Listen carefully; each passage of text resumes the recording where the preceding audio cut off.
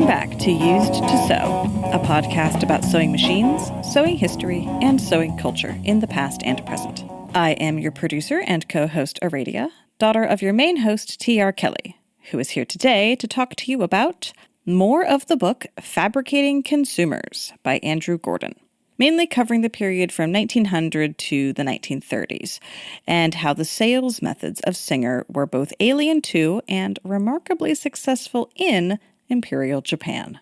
This episode is part 2 of our coverage of this book. We have no idea how many episodes it will take before we've covered what we want to, but just so you know, there is a part 1 farther back in the feed. Last time we were looking at this book, we were laying the groundwork for the introduction of the sewing machine. This time, we are watching the popularity of sewing machines skyrocket, like they had elsewhere in the industrializing world. Singer's sales tactics were brewed up in the United States, a laboratory of grift, evangelism, and buying on credit, and they made no great effort to change that as they approached the Japanese market. Somehow, it worked. I guess being persistent and shiny will pay off over enough years of effort, even in a land where you seem like a strange and slightly off-putting bird. We also talk about being afraid of our own success, pivoting old projects into new ones, and fan mail. Hello, folks. Just before we get going, I want to say that we sit here and we talk for 10 minutes before we hit record. And we record on this program called Audacity. And so when we're ready to record, we say, let's audacitate. And, of course, my brain went right to acetate, which is a fabric. Which reminds me of a sewing-related win I had this week. I had these 2 wool blankets that I got at thrift stores, but they didn't have any binding on them. You know, that satiny stuff, and it rips off? Yeah. And I posted about that, and then a friend of ours, Ruby's mom, said, oh, I've got a bunch of that vintage stuff. I'll mail it to you. And she actually did. And it's rayon satin acetate is what it says on the box. Really? Wow. But it's like from the 50s, looking at the price tags. Oh my God. So I actually got to put this old vintage 70-year-old binding on these blankets, these really awesome wool blankets. And it's like as I opened the packages, it felt like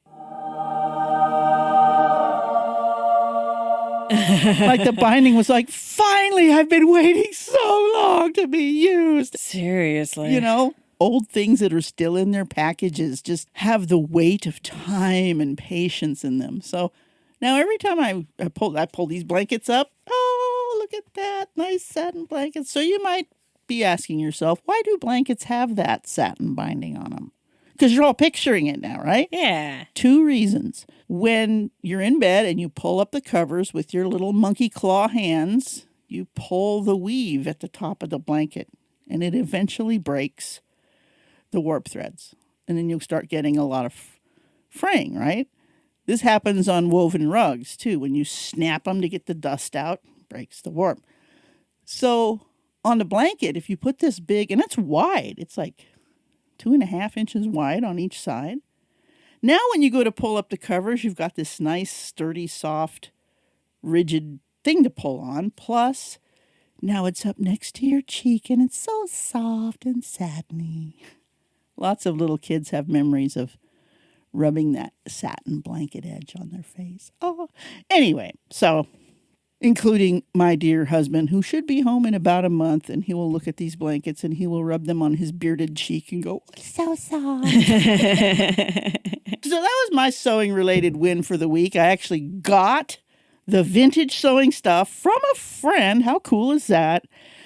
And used the binding to fix the blankets.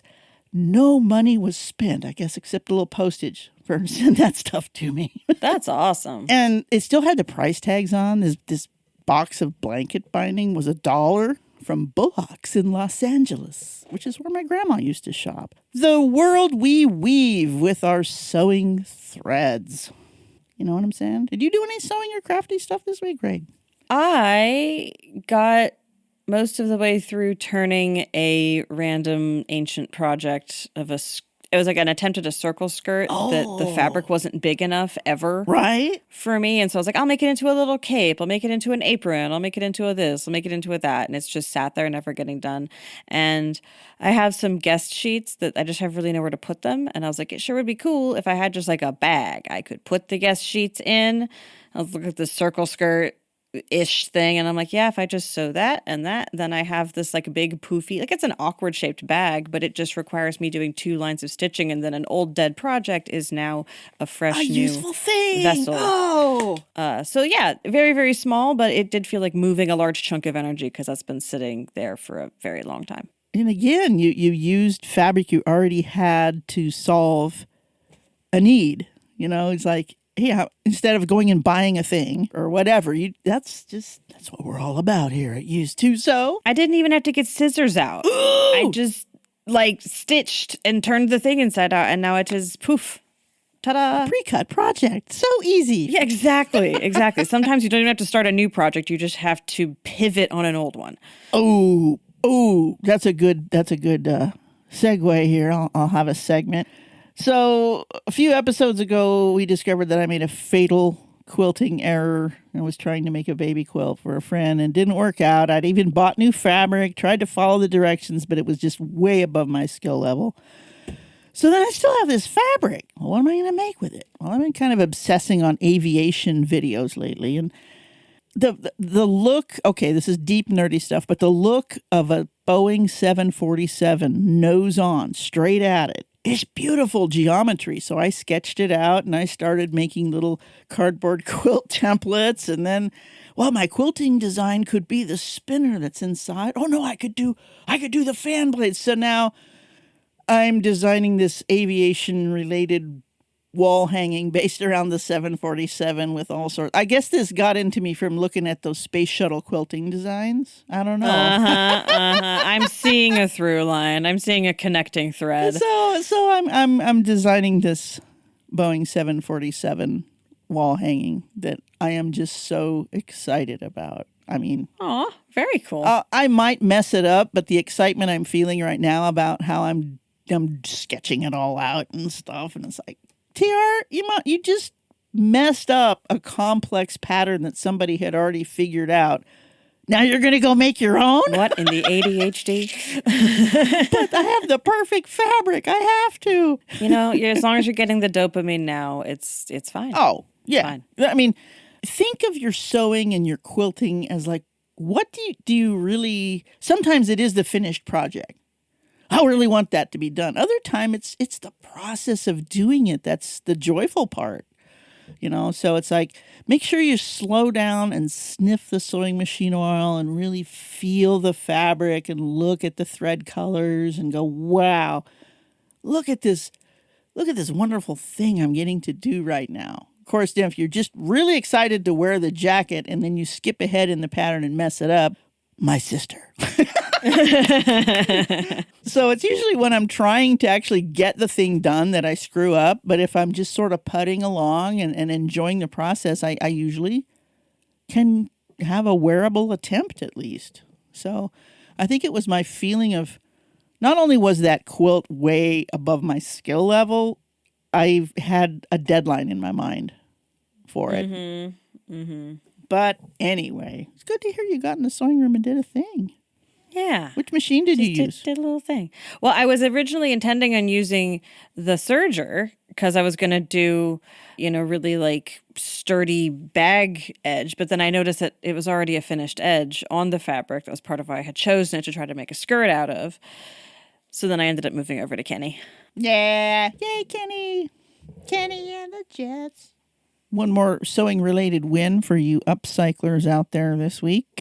I've been wearing a corset lately because it helps me with my posture. I have scoliosis and Ehlers-Danlos, so my skeleton's kind of woogly. So wearing a corset when I'm sitting at the sewing machine really helps me stay at the machine longer. So I'm looking like, what's the right way to wear a corset? Well, you should have a chemise underneath. That's kind of what came before slips, was a chemise. And it's a real lightweight linen or cotton. Not a lot of gathers. Just it's your first layer. It's your next to the body layer. I'm like, oh yeah, I want that. So I'm looking through all my fabric.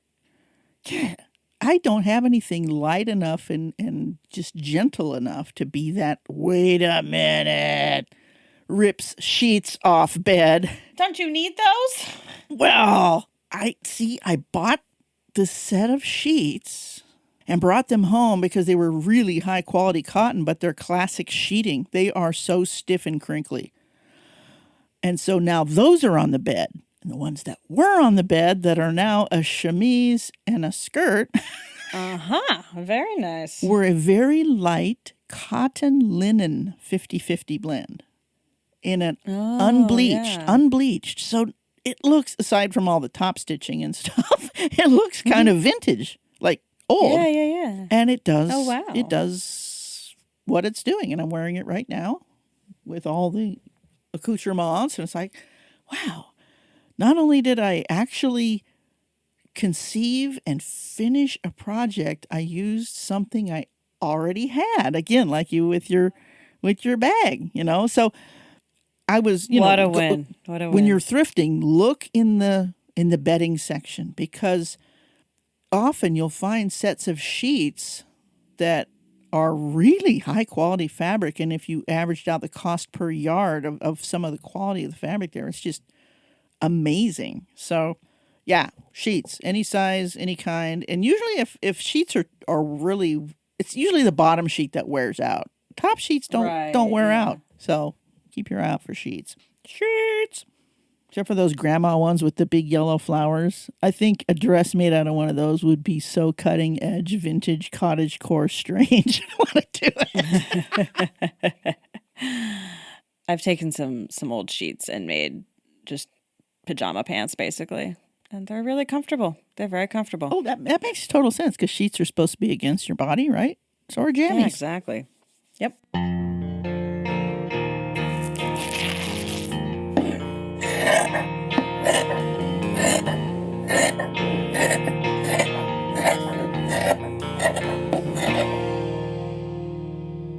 Quick pivot here. Back to sewing machines. Machines. I know anytime I'm in a little town and there's a museum, and it's usually like open 4 hours a week, it's real small, and it's always volunteers, and it's always the little ladies, and those kind of museums are often a good place to go sewing machine spotting. Like when we went to the Sheldon McMurphy house, right? Right. It had the 3 treadles and 1 little kid machine in that big house. Last week, I got an email from my good buddy Mike over at Stagecoach Road Vintage Sewing Machine, and he said, Tiara, the local museum wants to talk to you about doing sewing machine demonstration. I'm like, oh, really? Yeah, cool. He goes, he went and fixed up several of their machines and got this one. Tell you what it is right now. It's a white rotary in a cabinet. It's beautiful. It's the most beautiful one I've ever seen because the decals are not messed up. Even the red is still good. Ooh. It's just beautiful. And Mike got it running spectacularly well. All I had to do was just twiddle with the tension to get the stitch just like I want it. So I was talking to the coordinator at the museum, and they do demonstrations of old skills at the museum. So she wanted to do one that's going to combine soap making and the sewing machines, of all things. And she said that Mike just said TR is a natural entertainer, and she knows a lot about this machine, and she will just talk your ear off about it. So I went out and met Pat and looked at the machines, and the one I'm going to demonstrate, like I said, was the white, but there were so many sewing machines there, and each one had a little card telling about which family donated it, and most of their facts about the actual machines were, let's say, a really large circle that encompassed the machine, but not really granular detail. Sure. Like for the white rotary, they put that it was from 1885. Well, that's when that model started being made, but that particular machine that they had sitting there was from the 1910s. Just looking at... Yeah, it's a pretty significant difference if you want to be at all nerdy about it. And they had, several, 8, like 5 or 6 treadles. and 8 or 10 hand cranks. And, they had been donated by local families, which was really cool, knowing the provenance of the machine you're looking at. Wow, this sewed clothes upriver in the 1930s. And so as I'm picturing myself going and doing this demonstration, of course, what am I going to wear? And the docent that I was talking to, she was reminiscing fondly about another museum she'd worked at where the demonstrators would, dress up, maybe not exactly historically Bernadette Banner accurate, but sort of in the same genre. And I think I remember when we went with your 5th grade class over to the High Desert Museum, I think they had people that were dressed up there. Yeah. And like Karen does that sort of thing now. Yeah. She goes to elementary and middle schools in her like 1890s pioneer getup, like a time traveler. That's kind of her whole shtick. Right. Oh my gosh. I'm having dinner with those guys next week. I'm going to have to talk to her about that. You definitely should talk to her about this reenactment education vibe. Yes. So this is going to be March 20th, and Mike wants to go, and I think you should go because I think you should take a video. Absolutely. I was going to be like, when's the day? Where am I showing up? Yeah, because this is going to be fun. We can share this all with you guys. So if you are traveling the Oregon coast, and you come to a little town of Florence, you want to go to Old Town and look for the Siuslaw Pioneer Museum, and we'll put a link to that. It is a fantastic museum. It's got old typewriters. It's got the old lift bridge control room from from raising and lowering the bridge. It's got a phone switchboard. The docents are amazing. The museum itself is in an old school, which has its own history. And the vintage sewing machines. And not only are there sewing machines, they've got a whole room, and it's got a loom in it. It's got old notions. It's got a really old dress form. It's a whole sewing room. Wow. Well, and the museum's open 2 or 3 days a week, and it's like $7 to get in, but really worth your while. If you're on the Oregon, USA coast, and you go to Florence, Florence is a cute little town. Good thrifting, too. We've gotten good stuff out there. March 20th. All right, cool. Exciting. I'll put it on my calendar. I'm going to try to maybe find some of that old flour sack fabric and make an apron out of it or something. That'd be kind of cool. So for our main topic today, this is a real... Okay, we're going from the Siuslaw Pioneer Museum to Imperial Japan. Oh, yeah.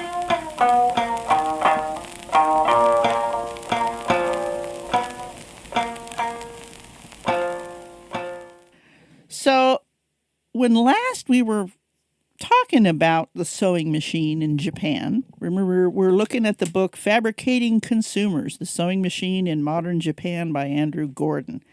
And where we first started out was, when did the sewing machine come to Japan? Well, and why was it a tough sell? Was because their national dress depends on being hand sewn because it's taken apart to be cleaned. So there's this whole split between Japanese and Western sewing. And there's no market for Western sewing because the Japanese national identity is very, very strong. The way that their society was set up at that time, it's like, no, we're not changing over to that. We're very proud of being Japanese. But then they opened up Japan. Japan got opened up to trade and such and blah and meow, and Western people started coming over, and Western dress started happening, and sewing machines were being used to make uniforms and menswear because women were still at home and still sewing. And all of a sudden, it's like, yeah, we want to be modern too. Sure. What about this sewing machine thing? When the Singer Sewing Machine Company entered the Japanese market in earnest in 1900, it brought a half-century of experience as the world's first successful multinational company. This is true. I mean, we mentioned this on and off. Factories all over the world. I mean, Singer is the original multinational globalist capitalist guy here. Founded in 1851 by Isaac Merritt Singer, the company focused on world markets and household users from the outset. By 1864, exports accounted for more than 40% of all the machines it sold. Now, this is before they built Kilbowie. Everything's coming from the U.S. at this point. By 1880, Singer claimed almost half of the global sewing machine market. One manufacturer. Wow. That's like the tech giants of today are trying, but there's too much competition. Singer actually just, wow. Yeah. Yeah. And it wasn't Mr. Singer. It was Edward Clark was the real guy that was ahead of all this stuff. Anyway. Right. By the eve of World War I, shipping its product from factories in the United States, Scotland, and Russia, Singer controlled 60% of the American market in household machines. So that's like by the mid-1910s. Now we've got the Russia factory, Kilbowie in Scotland, and the New Jersey factory. So Singer controlled 60% of the American market in household sewing machines and 90% of foreign markets. Man, you're just setting the standard for every other machine that wants to compete, every other company that wants to get in there. You have to knock these guys out of their place. So how did they do that? Business historians have naturally been intrigued by this remarkable company. In explaining its success, they have reached a persuasive consensus. The company's unchallenged global position derived not from low cost. Its machines were relatively expensive. Nor was it grounded in technological superiority. Other American and German machines were reputedly better. The secret was neither a more appealing design than others, for all the leading machines looked alike, nor was it more effective advertising. Singer's magic lay in its direct selling organization knocking on people's doors all around the world. Wow. So this name of this chapter is The American Way of Selling. Very evangelistic. This is how Singer got ahead in the U.S. Get a store in every town, get your salesmen out knocking on doors, meet them where they are, right? This is so American. It's just like Mormonism. Oh, yeah. Developed in America, the renowned selling system which it brought to Japan in 1900 had by then taken firm shape as a product of transatlantic and transnational experience. The company drew on selling experience gained in Britain to devise its famous canvassing system. A large number of German managers were sent to run Singer's early business in Russia. Against this background, it is no surprise that in early 20th century Japan, Singer proudly advertised the sewing machine as a good, as a product, as a needed item in the vanguard of global civilization, embraced by Europeans and Americans of all classes, high and low. All right, so hey, you Wow. Japanese people, let's get with the 90s here. Basically, don't you want to keep up with all the cool kids? This is what all the cool kids are The doing. Europeans and the Americans. Oh. All the cool kids. As Singer set up its operation in Japan, it made remarkably little adjustment to its selling system. In less than a decade, Singer's shops had spread throughout the country, and Singer used its standard global model in Japan with fair success into the early 1930s. Annual sales of its household machines reached 20,000 in 1911, roughly 50,000 per year in the early 1920s. By the 1910s, Singer stood unchallenged with more than 80% of the Japanese household market. As elsewhere, it had consolidated a position so strong that its brand name came to stand in, like Hoover, for the product itself. Yeah, an iPhone, a Kleenex. Yep, there we go. Out at the Sayusla Museum, all the machines. I mean, this one's a Singer, this one's a Singer. No, they're not. But oh, really? Yeah. They Wow. need a little help with their cataloging and stuff out there.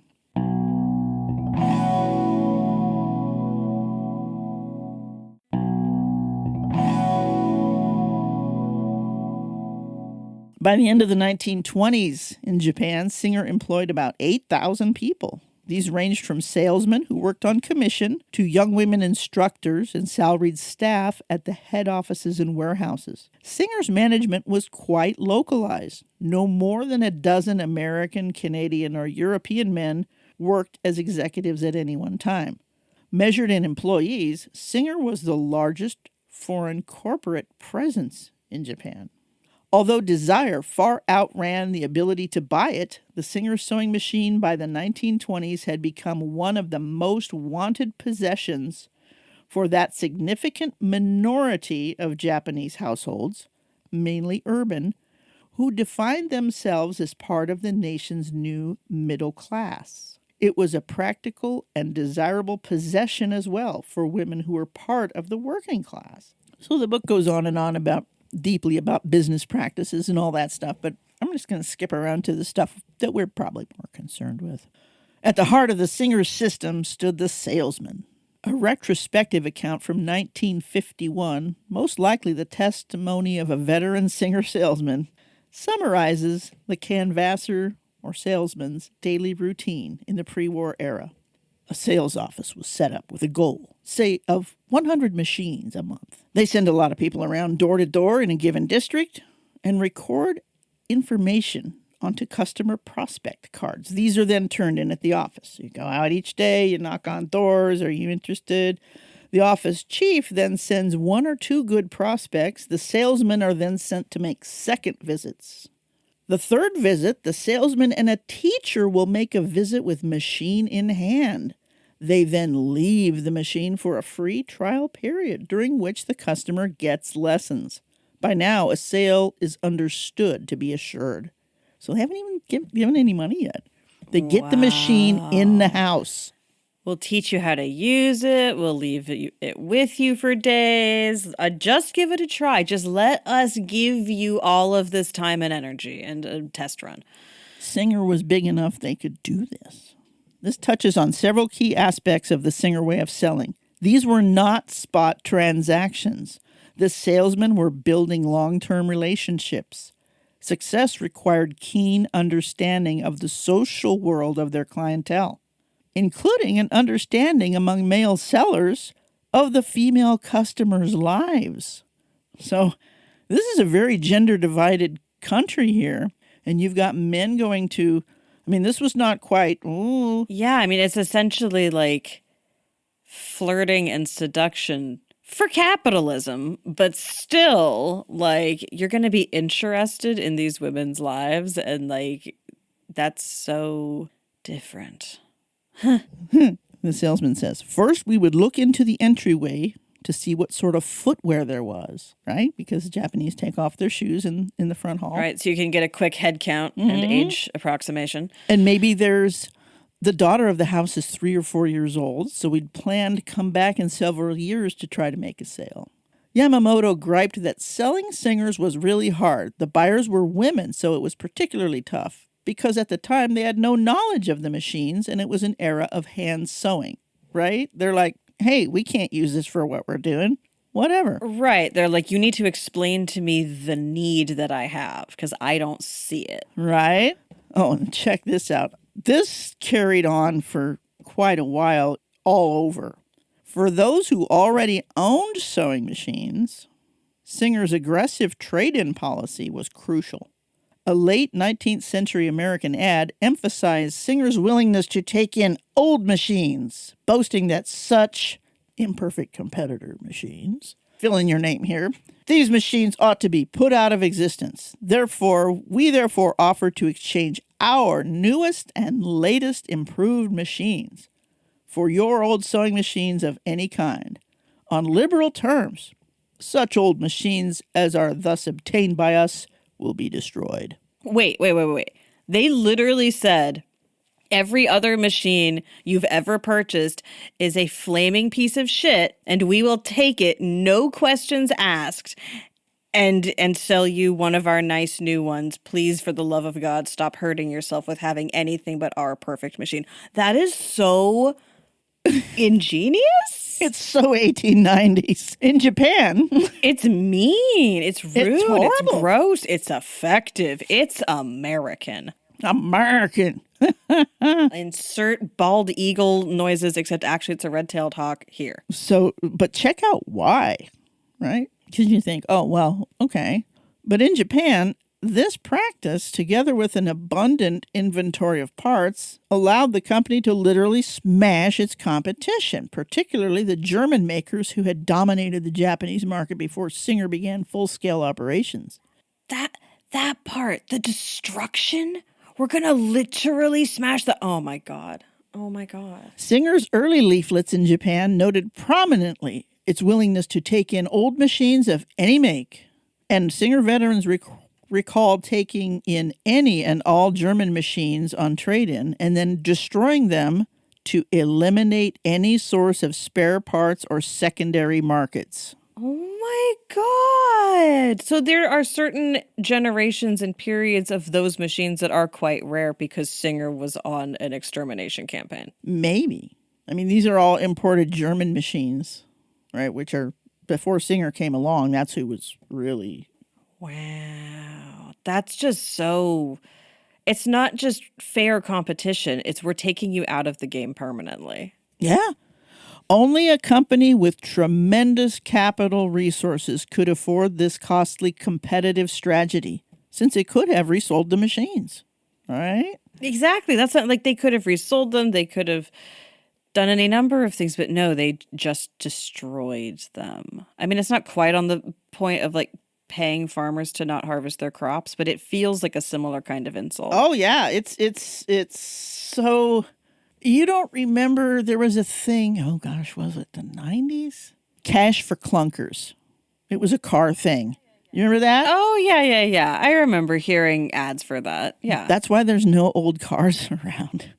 Because you got money, you got a check from the government. It was Oregon, I think. It was just Oregon. Right, because it was like some early environmentalist kind of thing. Let's get rid of the old cars with the bad standards. Yeah. Yeah, and they give you not cash, they give you a coupon to use at your dealership for $3,000. And it was a big thing. And there's still, you can see old cars around on the streets with bumper stickers that say, I survived the Cash for Clunkers genocide. Oh, wow. I don't remember that thoroughly, but I do remember it in bits and pieces. A lot of people were very upset because perfectly good cars were being destroyed when so many people... Single moms needed cars. Right, because it's that whole like classism thing of like, well, if everyone just bought a new car, then everything would be fine and we could keep consuming. And it's like, hello, earth to rich people, we can't all afford new cars. You've got it. Because what market needed boosting at the time? Cars, right? It was never about improving the environment. It was never about improving access to cars. It was always about never boosting. Oh, nope. America. Fuck yeah.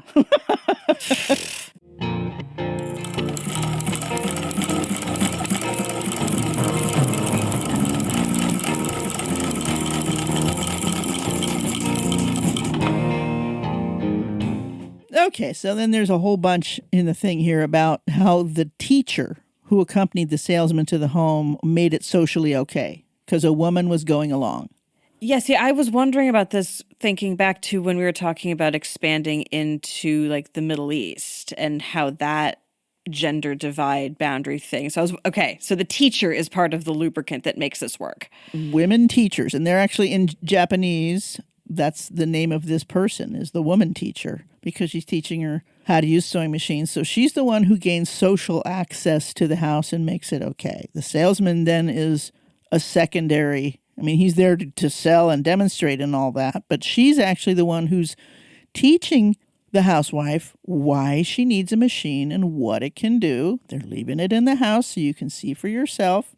Where are they sourcing the saleswomen from, the teacher women? The teacher women are being sourced from school graduates. Ah, okay. Young women who want to be modern and aren't necessarily interested in getting married right away.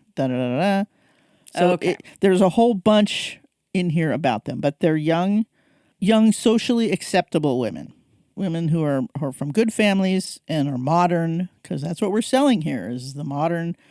And we're selling it as this is for good housewives. It's for the good of the nation, because Japan, then as now, thinks of itself as a group, not as individuals. Very different from the American emphasis on individuality, which is one of the cross-cultural things that Singer has to fight with here.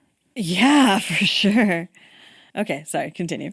So the home visits of these teachers were connected to what Singer's Japanese managers saw as the most important innovation of Singer's entire arsenal of sales practices: credit. America. The weekly or monthly free lessons provided a strong incentive to continue paying the installments to the collectors, whose monthly visit provided an additional point of personal contact between Singer and its customers. So the salesman comes and collects your money. He knocks on your door and it's time for your payment. And then in exchange, you get a friend who teaches you how to use this cool new gizmo that you will own eventually, but you don't own yet, but it is in your house. Oh my God, that is so seductive. A Japanese scholar in 1903 attributed Singer's global success in large measure to the installment plan. The installment sales method is as follows. In the case of anyone who wants to purchase a Singer sewing machine, the company will accept a small partial payment at that time as it gives the machine to the customer, who will pay the remainder in small weekly or monthly payments over a period of several years, finally taking full legal possession of the machine when all the payments have been made. This is said to enable those with limited resources to buy machines and use them. At the time of this writing, seasonal credit and various systems of revolving mutual aid had a long history in rural Japan. In cities, merchants allowed familiar customers to carry open book credit that was settled monthly or yearly, but modern consumer credit, where the borrower, or her husband, earned a weekly or monthly wage, enabling a formally contracted installment payment, was a recent innovation. So you got a paycheck, now you have a bill to go with it. That's an interesting note that, like, the concept of having a tab that you cover on a regular basis with various merchants and services in your life is like, that is an older concept, but this is a modern step up escalation thing with the paychecks and the bills. It's like, I don't know, same but different. So they had to overcome a lot of cultural, like, no, we this is not discipline. If you want a thing, you save up for it, da-da-da-da. And just the idea of making a big, expensive luxury item accessible by not having it be so big and expensive, but still luxury. That's what they did here. Okay. To its Japanese customers, Singer presented the value of installment credit much as it presented the virtues of owning a sewing machine, both convenient and a way to take part in the happy march of progress for your nation. Don't get left behind. Mm-hmm. Or don't be a drag even, right? A leaflet from about 1912 noted, "The past quarter century has seen all sorts of impressive progress in Japan. The sewing machine has completely revolutionized the household economy. Singer Sewing Machine Company's monthly installment method makes it possible for any sort of family to purchase this great economic good. The Singer Model 28 hand-turned machine can be purchased for the incredibly cheap price of 3 yen per month for 16 months. In other words, 10 sen a day. In this way, you can make a lifelong investment." For less than the price of a cup of coffee. The purchase of a sewing machine on credit is thus neatly tied to national pride and progress, as well as individual economy and investment. Wow. East meets West in just a perfect synthesis of capitalistic growth. Yeah. Wow. There's a lot of resistance to that sort of thing, even in the U.S. at the time, buying things on credit, because banks, there was no regulation on U.S. banks. This was back in the Wild West before the Great Depression made bank regulations. Right. So the idea of credit, and so many immigrants in the U.S. got fleeced terribly trying to buy land and houses. And wait, this house isn't, I gave money to a guy and this isn't even his house to sell, right? So in Japan, that was not the way things were done. Again, we think together as a group, and we want good for everyone. Of course, everybody's entitled to make a profit, but there's a much more of an honor culture at the time, and still. I mean, America is the land of the grift. Right. Like, that's what we specialize in culturally. Yeah. Snake oil. Everybody knows, Yeah, it's like a whole thing that we do. Yeah, scams. Everybody knows about scams. We have a very long history of scams. P.T. Barnum, there's a sucker born every minute, Hey, I got a bridge to sell you. Mm-hmm. So Americans might have had a different experience of credit. In fact, when I was thrifting last week, I ran across a 404 that had a official Singer repossessed machine sticker on it. Oh. It's on the underside of the bed. But anyway, in Japan, this is a whole new concept, and they're selling it as national progress, modernity. Of course, earlier in the book, how the princess had vouched for the machine and how good it was. So then it was okay for everybody else. If a celeb's doing it, then we can do it. So now it's starting to catch on, and we've shown people how they can have a machine for a price of a bowl of rice, Right, yeah, totally. If you can, just set aside one avocado toast per day, then you can, Oh, man.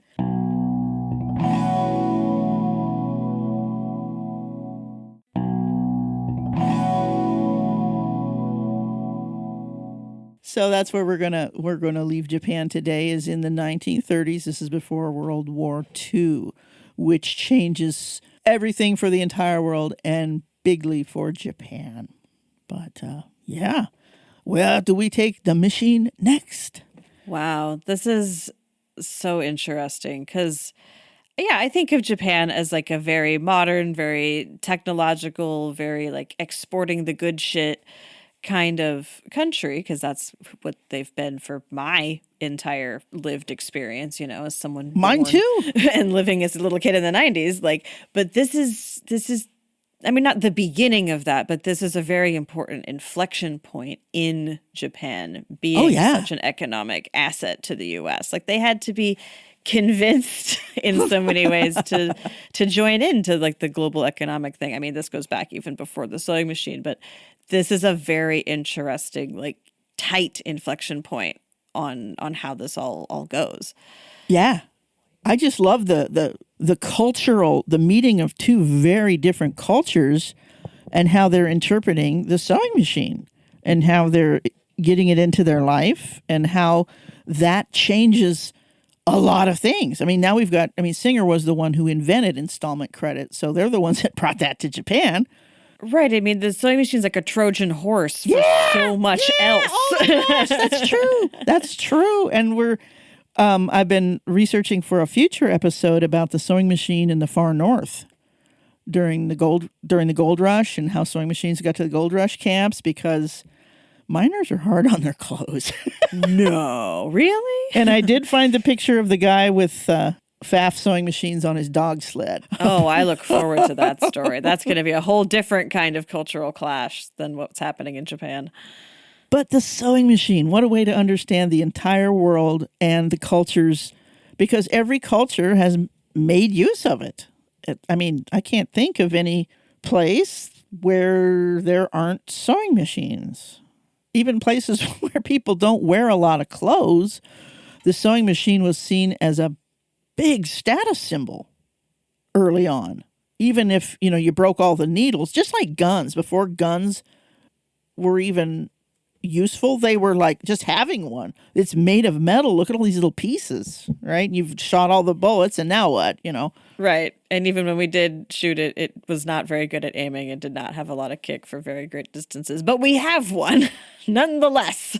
Sure. I've seen pictures of people wearing cameras along with all their tribal jewelry. And there's no film, but it's a thing. So having a sewing machine in front of your dwelling would say, I'm a successful rich person, even if it doesn't have any needles or thread, or your people don't even wear enough clothes, or your houses aren't made out of fabric. There's places where sewing is less important, and places also where people don't wear sewn clothes, where they wear wrapped and tied clothes, So I guess there's probably still a few places where there isn't sewing machines, but come on. That explains most of the world that we interact with, for sure. Definitely. So seeing how this invention came to each culture and interacted with their own clothing technology, to me is just endlessly fascinating.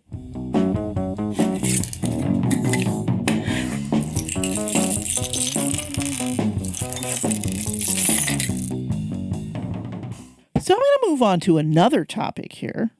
We got a letter. We got another letter. Yes, I saw this letter. This is the email from What's-Her-Face in Scappoose. Oh, no, this is a new one. This one just came in this morning. Or Saturday. This is Liz Pike in Spokane. She has a sewing school. Oh, okay. I confused which town that was. That's on me. We have Pam in Scappoose, and I sent her the questionnaire, but she hasn't gotten back to me yet. But she did send back another. Since I sent her the questionnaire, she sent back, I'm binging on the podcast. I love it. Okay, so you're talking with multiple people, and I'm just not keeping up as well as I could be. I've taken on the communication role here. I'm so happy to have that happening. It's like, ooh, check the correspondence. Been mailing out stickers. Fantastic. Well, yeah, I mean, I'm happy to have you take over stuff. Just let me know what you need from me. For myself right now, I'm trying to build a directory of people. Well, we'll see here. I'm going to tell you all about it. We got another letter. Just this morning, I opened up the thing. I was like, oh my God, that's a new name. Yay. I'm getting scared, you guys. My social anxiety. It's like being perceived. There's all these things that say, so-and-so just subscribed to you on YouTube. And it's like this huge list of people. I'm like, that's okay. You can't see me. Victims of our own success.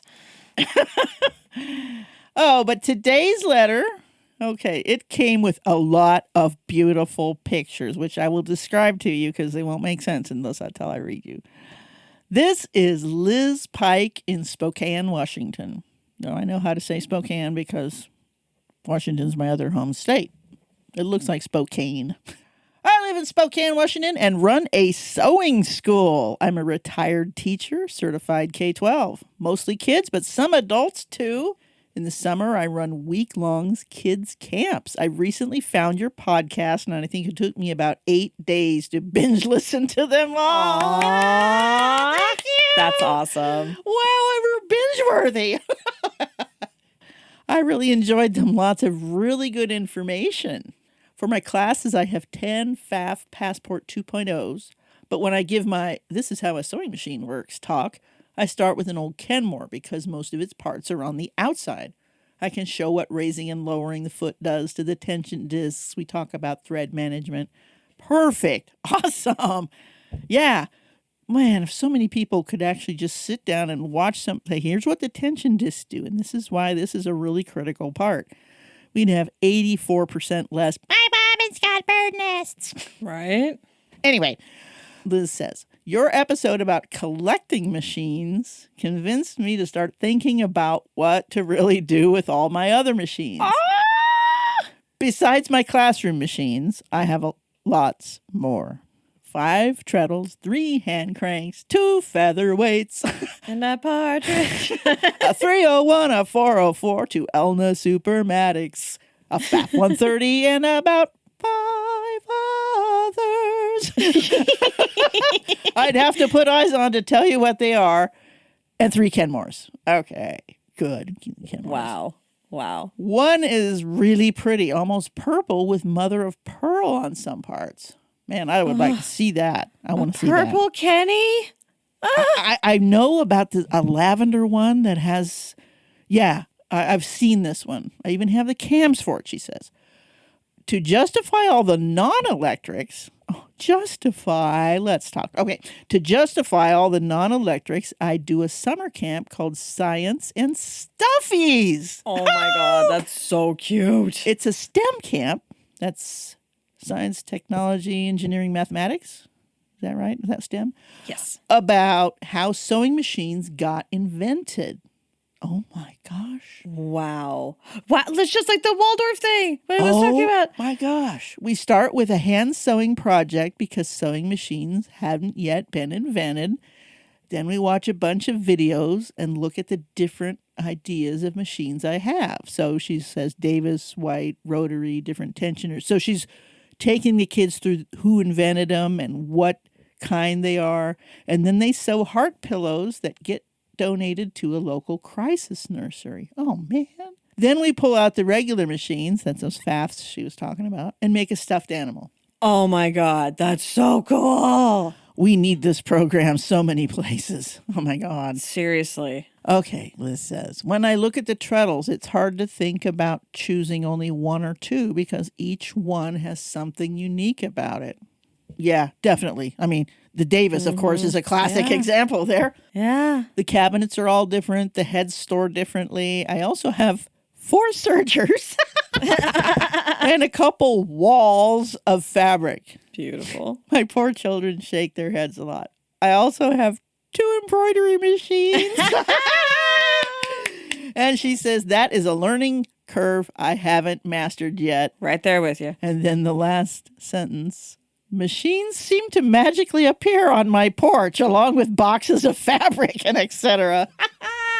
Once your friends know, it's like zucchini, right? Heavy, heavy zucchini. Yep.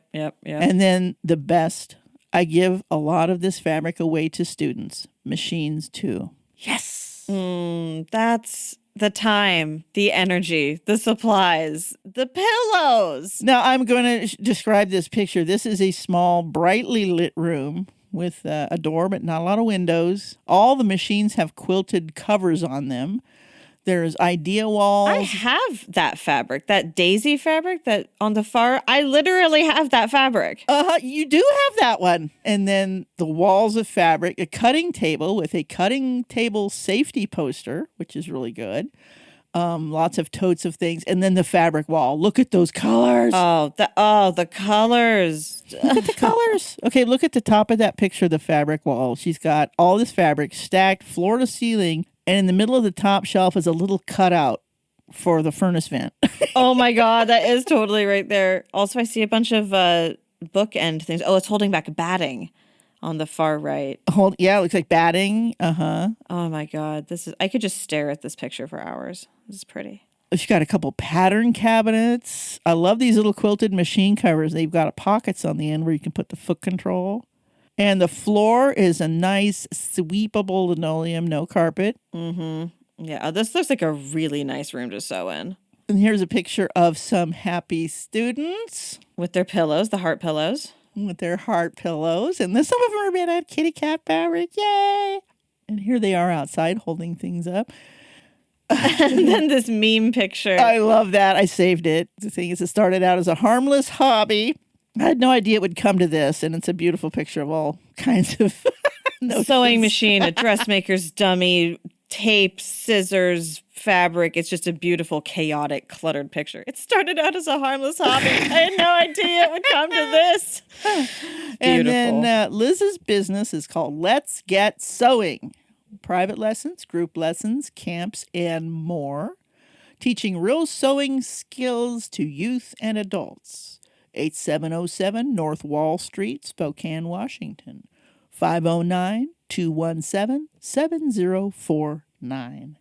And she can also be reached at Let's Get to Sewing, all one word, at gmail.com. And Liz, thank you so much for being,